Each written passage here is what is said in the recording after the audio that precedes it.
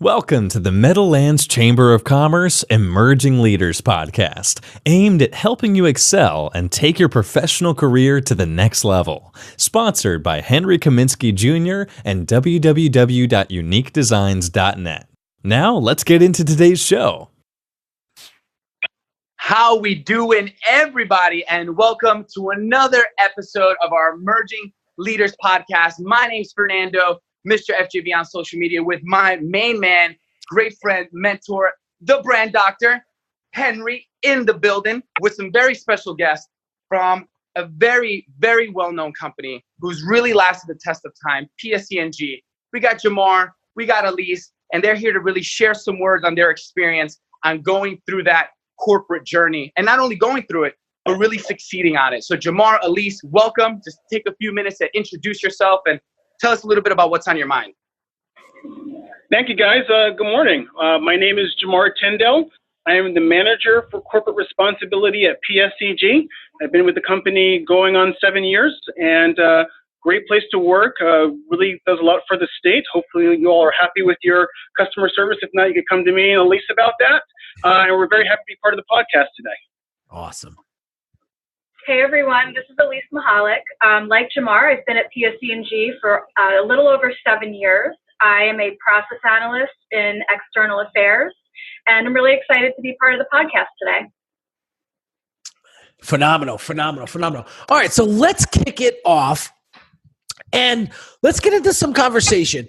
So real quick, guys, how does one rise up through the ranks in a organization like yourself? Because I know there's a lot of listeners out there that may either be in middle management trying to get to the executive level, or folks that are in entry-level positions that are ambitious and motivated and want to take their professional career to the next level. We would love to hear sort of your journey, you know, to the positions that you've established in PSE&G today, and how it started off, and what were some of the trials and tribulations that you went through to get to where you're at today? Sure, this is Jamar. I'll start off. So, if you'd asked me 10 years ago, I thought I'd be working at PSE&G, I'd say, no, I don't think so. I'm an engineer by training. I used to practice law, and I worked on a political campaign, and it was during my time on the campaign trail I heard about some energy policy jobs at PS, and came in for an interview. I guess I said the right stuff, and they figured the engineering, the law, and the political background would all help with their state government affairs team. So I came in as state energy policy manager a month before Superstorm Sandy, which is, I'll get to Superstorm Sandy, I'm sure, throughout the podcast. But coming in a month before that very big event for our state and for our company was a big eye-opener. I was in this policy job for about 4 years, and then was promoted to a manager of operations and planning within state government affairs, which gave me the opportunity to hire Elise as part of our team. And about 4 months ago, I took a lateral opportunity to become manager for corporate responsibility in our corporate citizenship and culture team. So I guess where I'd like to continue with that is, for me as a millennial, one of the big drivers, and I would say probably for a lot of millennials, is this whole value of corporate citizenship and driving change. And one of the reasons why I really like working at PS is because of the fact that we are committed to corporate citizenship, and created a whole new line of business actually last summer called corporate citizenship, which united our state government affairs, our federal affairs, and our corporate responsibility functions. Part of that also is our commitment to diversity and inclusion. So I'll stop there with my experience and turn it over to Lisa to talk about some of her opportunities. Yeah, and Jamar, just to build on what you said, I think we have to talk about the struggle of being a millennial in a large or small corporation, and just that struggle with the perception. So we work in an industry where there are a lot of baby boomers that are on the verge of retirement. So companies like PSE&G have to make sure that they have some good bench strength in people like Jamar and myself, to make sure that when there is that influx of retirement, that the next line is ready to step up and take those leadership roles. I love it. And it sounds like, you said some very powerful words. I believe it was culture, inclusion, diversity, millennial, baby boomers. And that's really, one of the things I love about this chamber is how myself, Henry, and Jim, and everyone at our emerging leaders, and just the overall chamber as a whole, has been able to connect So to drive a specific question, because you triggered some thoughts, I didn't even know I was going to have these, was, the importance of leadership, and not only leadership, but leadership with diversity. As a proud Latino, first generation American, my entire family's from Colombia. I always love to hear when, a corporation and a leader like yourself, Jamar and Elise, are focused on diversity and millennials. So you're hitting a lot of really big key points. So the specific question is, how important is leadership, in this type of role, and how does that apply in, diversity? So I think that what I would start off with is there are key things. Diversity means a lot. Diversity means traditional things like, gender, obviously generational, because we're millennials, versus the baby boomer discussion that Elise had a moment ago. We also think about diversity of perspectives, experiences. And so one of the things that I think I really appreciate about our company is the whole opportunity for talent mobility. So as I mentioned, I took a lateral role from my prior job in state government affairs into my current role as a manager of corporate responsibility. And that was a good opportunity to see a different part of the organization and to, from that diversity standpoint, be able to learn some more. I think beyond that, there's just a general bit of programs that we have in the company to help nominate key and strong employees to get further development. Elise and I will talk on some of those, again, to get that diversity of experience. One I personally was very happy to do was called the Lead New Jersey program, which I think probably some folks are familiar with. But just to refresh, Lead New Jersey is an opportunity to learn about key issues impacting the state, various policy issues from education to social justice, healthcare, and energy.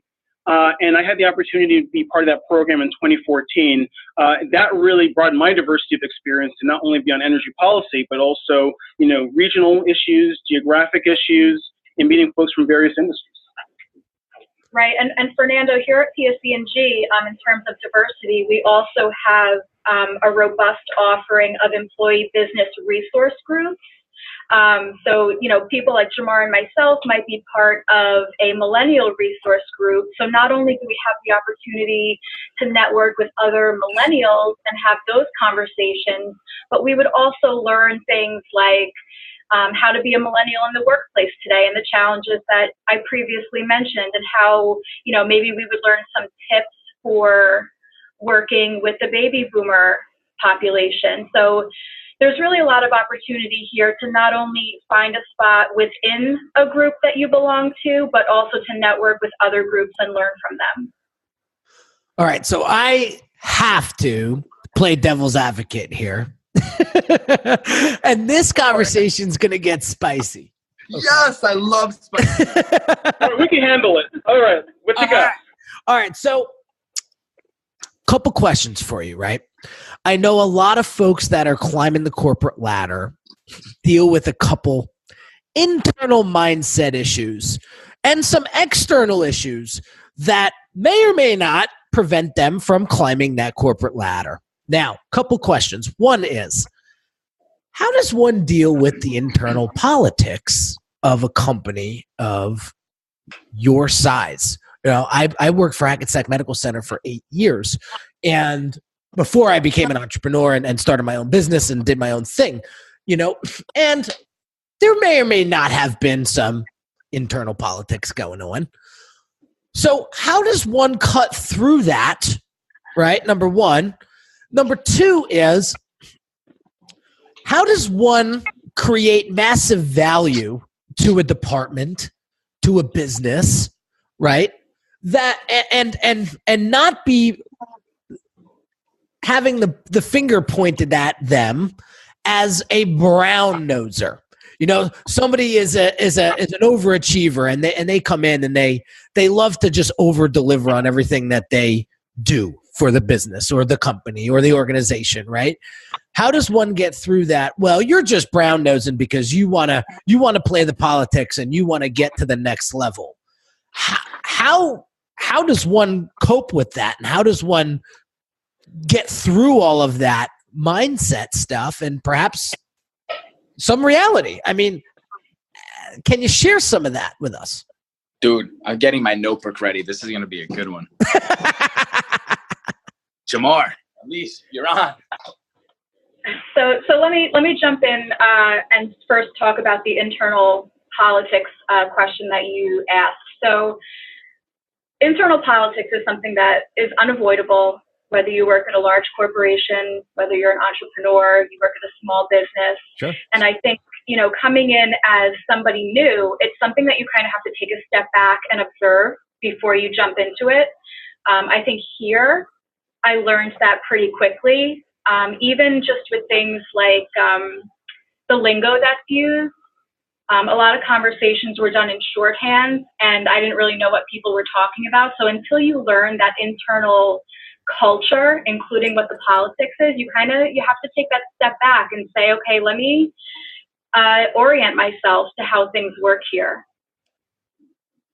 Beautiful. And then with regard to the second piece, I think there are some key things that I would add. I was like chuckling with the overachiever joke because I think I was probably one of the biggest overachievers when I was in school. I joked with my colleagues. I was the guy that was always raising my hand and whatever. But so I think some things to think about would be, going the extra mile. And the term, quote, not my job shouldn't be in your vocabulary. I think that when you go the extra mile and you're willing to step up for tasks, that really helps build your reputation and your credibility. I think the other thing is to know what you're worth, but be worth more than you're paid. So, know that you have value and just be willing to, again, back to going the extra mile, and that's not my job, have that out of your vocabulary, that you end up being worth more than you're paid, and then your employers or bosses and others will want to work with you. So it's interesting when the work starts to come to you, and then being able to, again, broaden your diversity of experiences, like I was saying earlier. While you're doing all of that, you should master skill sets, not just master tasks. Because when you master skill sets, that allows you, again, to broaden yourself, take experiences to various other parts of the organization. And finally, I would say always having levity and a sense of humor when appropriate, but I find that a sense of humor can really help ease tension when it's unnecessarily there. Wow. What just happened here? First of all, told you we could handle it. Yeah. First of all, before I even get into it, because million thoughts, your language is impeccable, by the way. I can tell the effort and dedication you've taken to, just really articulate yourself. And I'm going to try to say this one sentence you said. I'm just not going to say it as good as you. I believe it was, know what you're worth, but be worth more than you're paid. That right there. That's correct. I'll trademark that one if that's available. My man, honestly, I'm a millennial. I'm gonna get a T-shirt right now. I'm just tag it on like my shirt, put it on IG story. But that just right send royalties to me, guys. Okay, that's the only deal. No, listen, I'm all about partnerships, Henry included. We're all about building. So the things that really hit, beyond your articulation and beyond just that mindset, which I'm really gonna dive into, was just, how you put that together. And one of the conversations we've had in the past is be willing to do whatever it takes. Shine shoes, which I personally love to do, or just be that person that overachieves and does what needs to be done. And when you cut through the politics and you cut through the day-to-day, something that you really need is a strong mindset. And to me, it's blatantly obvious, and I hope the speakers are really feeling it as well, that Elise and Jamar and the leadership there is really creating something special as far as a culture. What would you say is the mindset necessary to create that PSENG culture that you're displaying right now? I think being willing to take calculated risks and step up where you see there's a need to. So like Jamar said, don't be that person who's saying that's not my job. You need to be the person that's saying, I'll step up and do that, even though I might not be 100% familiar with it. I'll be the one to do it. I'll take responsibility for it. And I think in addition to that, cultivating relationships are critical. So as Elise was saying, to succeed internally, but as well as externally. And I admire Elise for what she's been able to do over this last year of really building a relationship with the Chamber to the point that we are, here to talk to you today about some of our experiences. So I think cultivating relationships internally and externally are another key. Definitely. I love it. It sounds like you guys are operating with some really phenomenal philosophies. And I truly believe that the success that people have in their business, in their corporate career, in their lives are all it all comes back to the philosophy or the operating system that they're running off of. And it sounds to me that, I mean, let's put this into perspective, guys, right? Who would you guys, we're at war, right? Let's paint this picture real quick, right? We're at war and there's foxholes all over the place, right? Are you going to jump into a foxhole with somebody that's going to say, that's not my job to cover your back? I'm supposed to be over here. Like, are you going to feel really safe getting into that foxhole with that person? No, you're going to go to someone else who's going to be like, hey, come with me. This is do or die. We're going to make this happen, and let's just make history, right? And so there's philosophies. And so I want to congratulate you guys because you guys are both saying some really phenomenal things here. One of the things that got me through my career at Hackensack Medical was I was part of all these committees, and I always volunteered to be part of fundraising events, and I really wanted to network myself around and basically showcase, like, listen, what I do extra here is an investment towards my future. It's not, you know what? I'm not getting paid for that.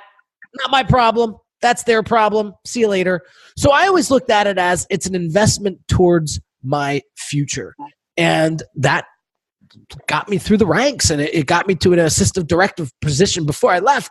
And it just helped me get involved more. So how important is it to get involved in extracurricular activity within your organization to build that personal brand equity, if you will?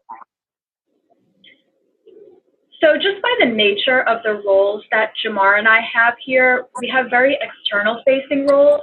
So we have a lot of opportunities to go to external events, whether they be conferences or dinners, and have that networking experience. And a lot of people in that position might say, well, that's not part of my job. That's outside of working hours. But those are really the high impact opportunities that we have to show our worth, to make the connections that are going to help us when we go back to work the next morning. Yeah, and to build on that, Elise had mentioned earlier on employee business resource groups. Those are really critical forums to help develop leadership skills and to network. So, both Elise and I are involved in these, we call them EBRGs for short. And again, you can say, well, that's not part of my job, that doesn't matter. But I think when you do things like that, those extracurriculars, as you guys said, it's investing in yourself. It's building a foundation for your future. I love it. Yeah, I just first of all, I really want to just meet the both of you and shake your hands. So the next time you have any of these galas or cool events, me and Henry, we got some pretty funky suits. We'd be some pretty awesome bodyguards. So throwing that out there, and we're fun and we're loud when we have to be, and we're respectful when we have to be. Just putting that out there. But a word that keeps resonating in my brain, and I want to steer this in two directions, but I'm going to alley-oop one to Henry for after. It's just the importance of a personal brand in this culture. But one thing that keeps resonating with me right now is the word intrapreneur. Everyone's always talking about entrepreneur, and that's kind of like the sexy word. And what I'm seeing displayed here in the both of you, in your language and your commitment and your energy and being here, is that entrepreneurial spirit within, an organization like PSE&G. And that's something that's respectable, something that I commend, and I'm humbled to really hear it. How would you say all those events, and specifically steered towards the chamber and someone like Jim Kirkos, how has the chamber been able to benefit, an entrepreneur? Because our last couple episodes have been about entrepreneurs. So I want all our intrapreneur audiences to hear the importance of joining a chamber and meeting someone like Jim and having opportunities like this to be on a podcast. So if you can share with me that experience with us, that'd be great. So when I first got involved with the chamber, I kind of asked myself the same question. What role do I play as someone who works for a large corporation amongst all of these entrepreneurs and small business owners? But I think what really resonated with me is, as someone from a large corporation, the economic vitality of the region that we operate in is vital.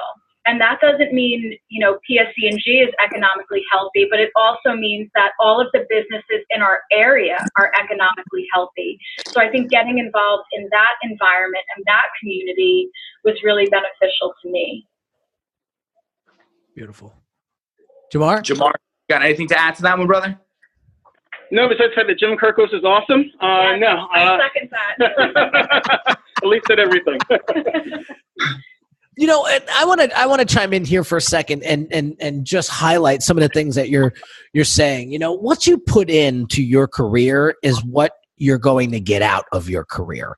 If you're hoping that things are just going to fall on your plate and things are just going to happen and promotions are just going to be presented to you and people are just going to love you because you think you're awesome, you gotta wake up and you gotta smell the coffee, because here's the thing: if you think that that's going to happen, then you're going to be wasting a lot of time and you're going to be missing a ton of opportunity. Jamar and Elise didn't get to where they're at in their organization by hoping things happen. They took action and they made things happen. And just listen to the way they talk. You can see, or I should say, you could hear, you can hear their mindset. You can hear their positioning. You can hear their dedication and motivation behind why they do what they do and why they step up and why they take initiative and responsibility. Put yourself in the shoes of a boss, a director, a C-suite executive.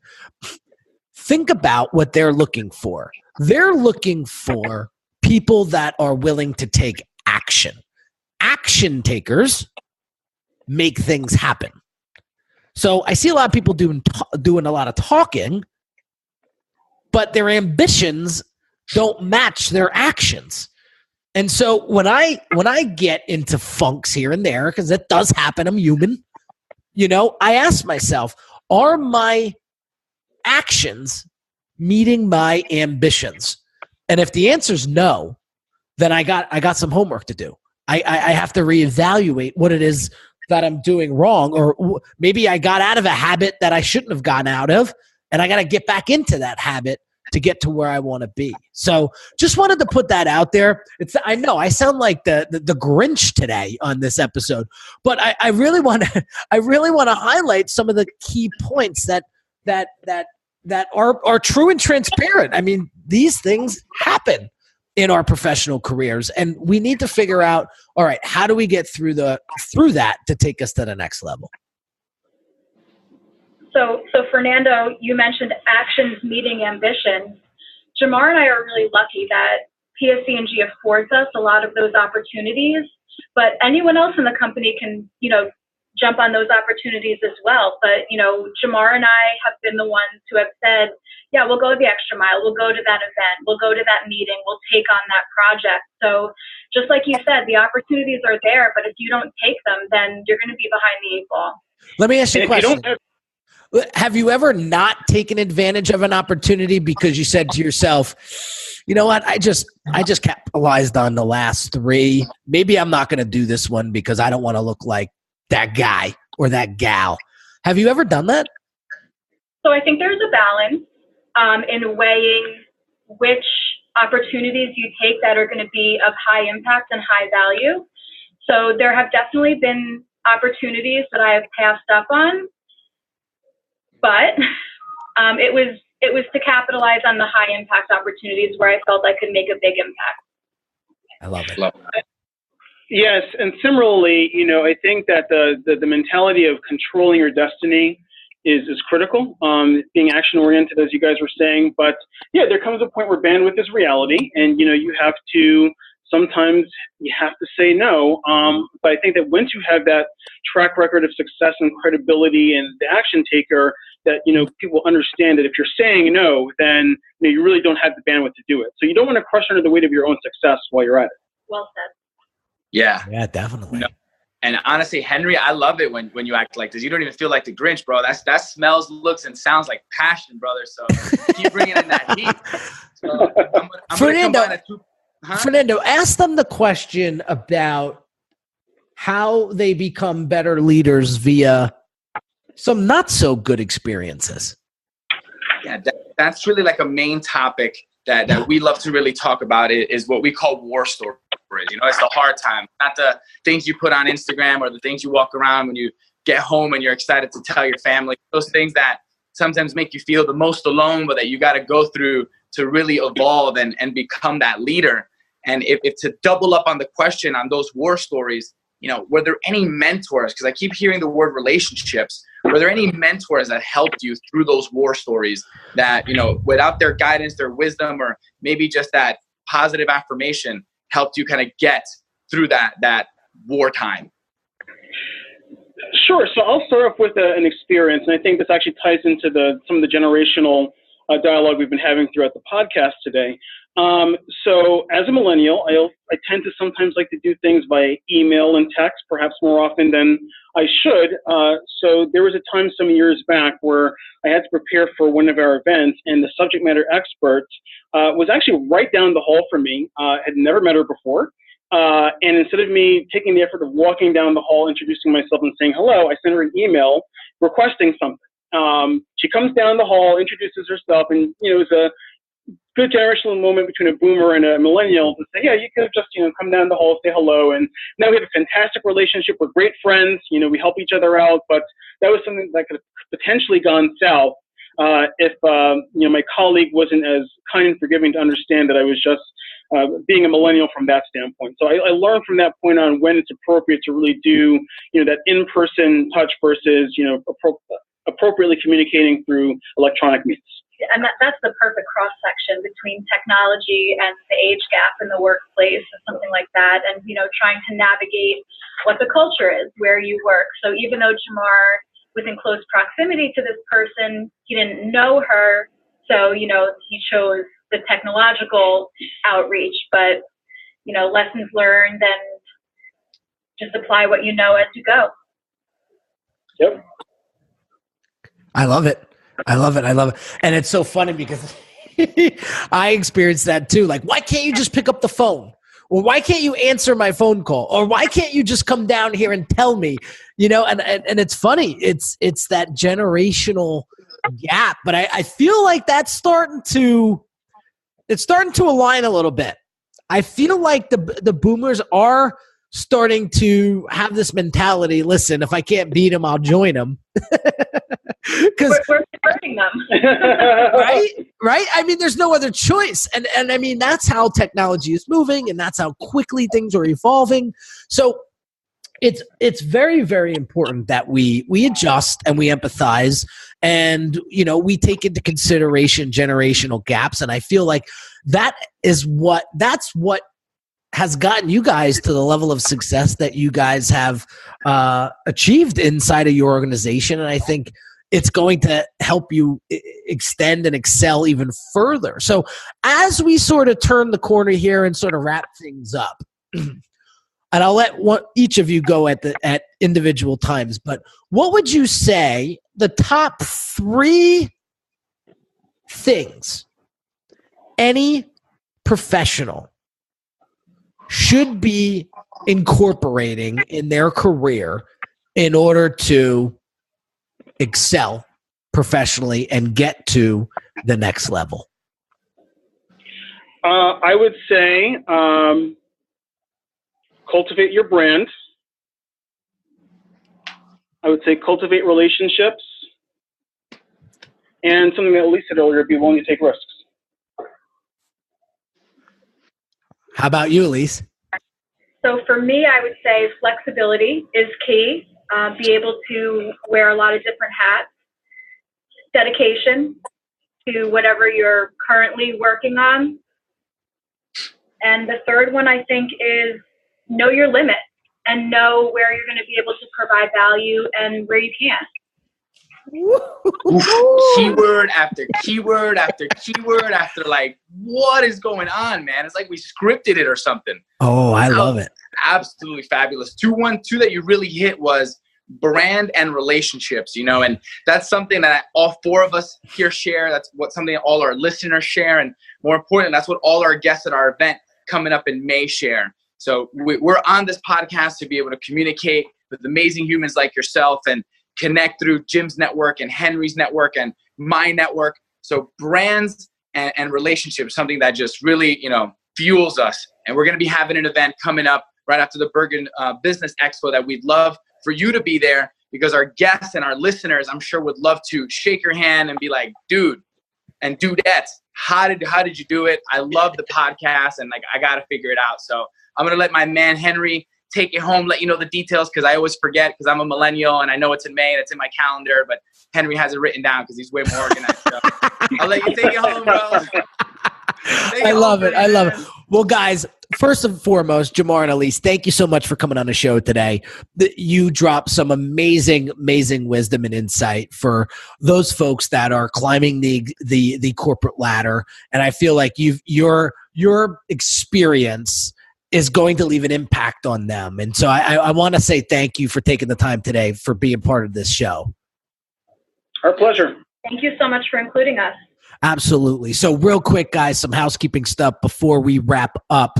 On May 8th at the Venetian, the Chamber will be hosting the Bergen Business Expo, as they do every year. Now, on the tail end of that event, we are throwing down the first and inaugural Meadowlands Millennial Mastermind. And it is going to be a 2 or 3 hour event that is going to leave an impact on all of you.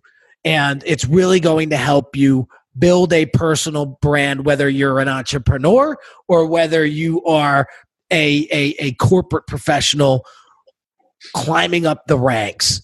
And so for more information on that, you can go to meadowlands.org, and we'll have a lot of content about that. Get your early bird tickets now, because the price will go up as we get closer to the event. So again, guys, thanks again for tuning in and listening. If you haven't subscribed to this podcast yet, hit that purple button, or hit that button on the Meadowlands website right now, so you can get notified when we go live with each and every podcast episode.